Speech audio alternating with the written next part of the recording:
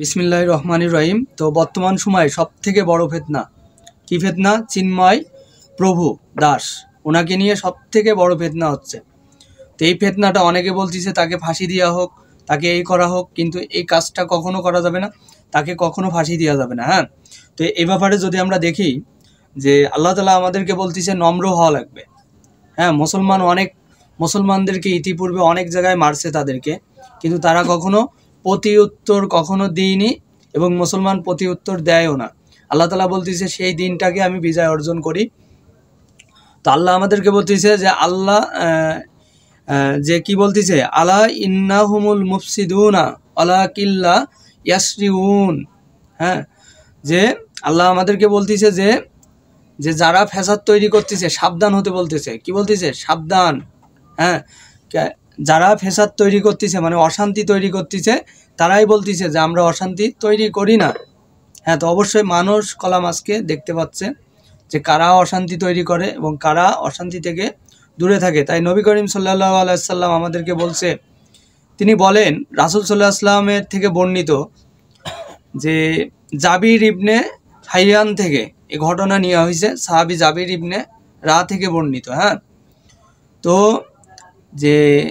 যে ব্যক্তি নম্র স্বভাব থেকে বঞ্চিত, নম্র মানে যার ভিতরে সভ্য শান্ত, সেগুলো থেকে যে দূরে, সে অবশ্যই কল্যাণ থেকে দূরে। অর্থাৎ নবী করিম সাল্লাল্লাহু আলাইহি ওয়াসাল্লাম আমাদেরকে বলতেছে আমাদের এই সময় ধৈর্য ধরা লাগবে। এই ফিতনার সময় কি করা লাগবে? সম্পূর্ণভাবে ধৈর্যশীল হিসেবে থাকা লাগবে। যেহেতু চিন্ময় প্রভু কলাম একটা ইসকন যে মন্দির, এই মন্দিরের উনি কলাম একজন প্রভু, মানে কি উনি একজন লিডার। হ্যাঁ, উনি কলাম ধর্ম সম্পর্কে, অনেকে কলাম ইসকন সম্পর্কে জানে না, ইসকন সম্পর্কে না জেনে, তাদের সম্পর্কে না বুঝে তাদের ব্যাপারে অনেক কথা বলতেছে। তো অবশ্যই দেখো, ইসকন সম্পর্কে আগে ভালো করে জানতে হবে, তাদের কার্যক্রম কি। সে যদি সত্যই কোনো অপরাধ করে থাকে অবশ্যই আইন তাকে শাস্তি দেবে, শাস্তির আয়তায় আনবে।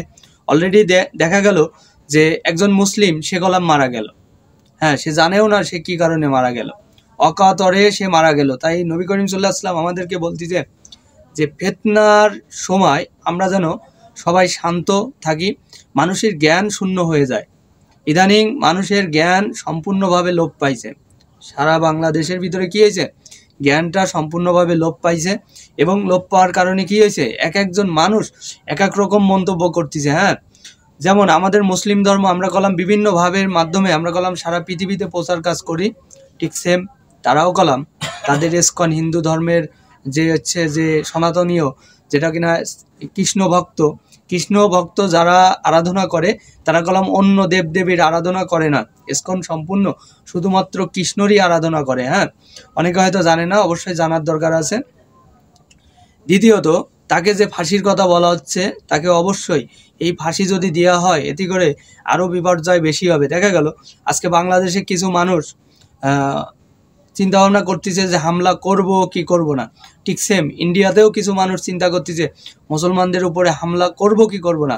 যখনই এখানে হামলা শুরু হবে তখন ওখানেও হামলা শুরু হয়ে যাবে।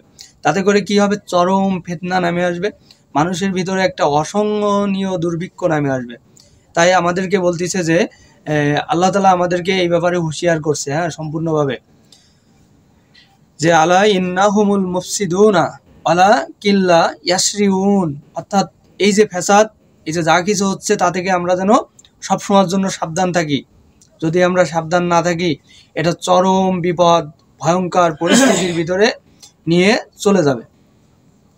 তো আমরা যেন এরকম চরম বিপদ, ভয়ঙ্কর পরিস্থিতির ভিতরে আল্লাহ আমাদেরকে যেন না নেই, এবং আমরা যাতে ভালো থাকি। অবশ্যই আমরা যাতে মুসলিম বাংলাদেশের সমস্ত মুসলমানরা যেন ভালো থাকে। এবং নবী করিম সাল্লাল্লাহু আলাইহি ওয়াসাল্লামের এই হাদিস থেকে যে বলা হচ্ছে মাজা 4734 নম্বর হাদিস, সেখানেই নবী করিম সাল্লাল্লাহু আলাইহি ওয়াসাল্লাম আমাদেরকে বলতেছে যে আমরা বিনম্র হব, অনম্র হব না। মানে কি, আমাদের ভিতরে কল্যাণ থাকবে, তা দেখে মানুষ কি করবে? শিখবে, এবং সেই মতে মানুষ সব দলে দলে ইসলাম ধর্মের দিকে অগ্রসর হবে। হ্যাঁ, ইসলাম ধর্মের দিকে আসবে।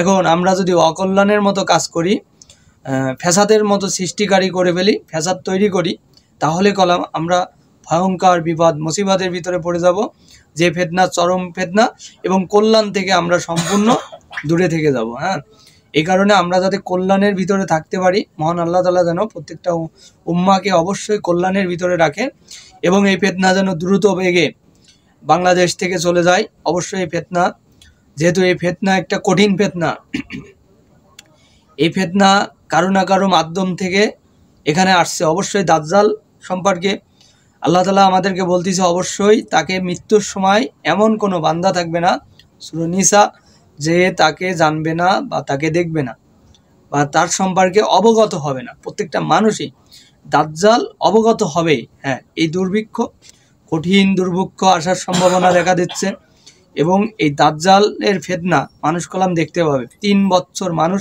খুবই দুর্ভিক্ষের ভিতরে থাকবে। দাজ্জাল এমন ফ্যাসিবাদ তৈরি করবে, তাকে বিশ্বাস করলেই আকাশ থেকে পানি আসবে, ওয়াটার আসবে, জল আসবে, মানুষ সেইগুলো খাবে, তা থেকে বেঁচে থাকবে এবং ভাববে দাজ্জালই হচ্ছে আমাদের প্রভু, দাজ্জালই হচ্ছে ভগবান, দাজ্জালই হচ্ছে ঈশ্বর, দাজ্জালই আল্লাহ, দাজ্জালই গড।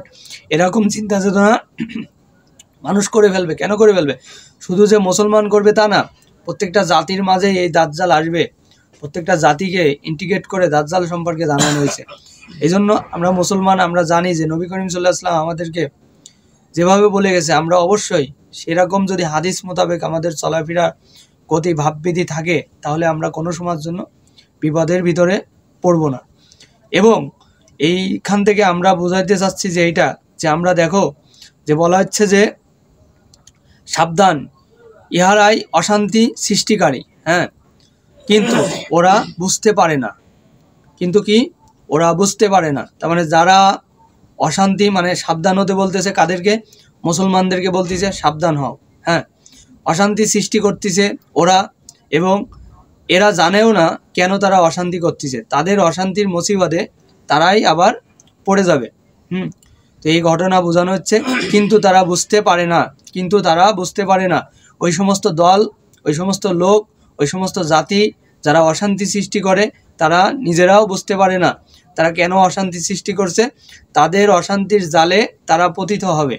এই জন্য নবী করিম সাল্লাল্লাহু আলাইহি ওয়াসাল্লাম আমাদেরকে বলতেছে, মুসলমান সন্তানরা কি হবে? নম্র হবে। নম্র থেকে কোনোভাবে নম্র স্বভাবের হতে হবে। নম্র থেকে যাতে সে দূরে সরে না যায়, ছুটে না যায়। আর যদি সে নম্র থেকে ছুটে চলে যায়, তার জন্য সব ধরনের কল্যাণ থেকে সে বঞ্চিত হবে। অর্থাৎ আল্লাহ তাআলা তাকে কঠিন শাস্তি দিবে, সেই মুসলমান সন্তানদেরকে ভয়ানক পরিমাণে শাস্তির ভিতরে নিয়ে আসবে। তো এই আমরা এখান থেকে, তাফসীর থেকে আমরা যতটুকু বুঝতে পারি, আমাদের ভিতরে নম্র থাকা লাগবে, অন্য মানুষের প্রতি সহানুভূতি থাকা লাগবে। কারণ পৃথিবীতে আল্লাহ তাআলা প্রত্যেকটা জাতি নির্মাণ করছে, আল্লাহই ভালো জানে তাদেরকে আল্লাহ কি করবে।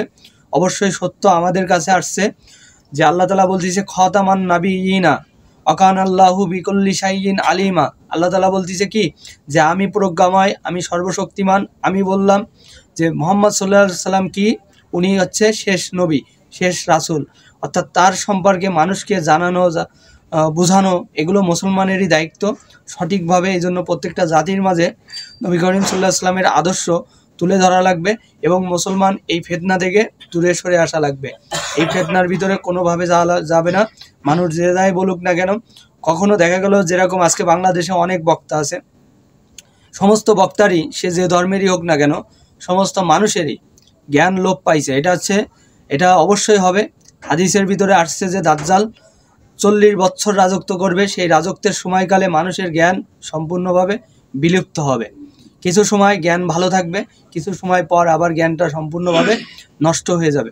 তাই আমরা চাই যেন অবশ্যই প্রত্যেকটা মানুষ, আল্লাহ তাআলা যেন সহিহ জ্ঞান দান করে। রব্বি জিদনি ইলমা, আল্লাহ যেন সঠিক জ্ঞান মানুষের মাঝে বিতরণ করে দেয়, মানুষ যেন সঠিক জ্ঞানের উপরে থাকতে পারে। তো আমরা এখান থেকে বিদায় নিচ্ছি। আল্লাহ হাফেজ।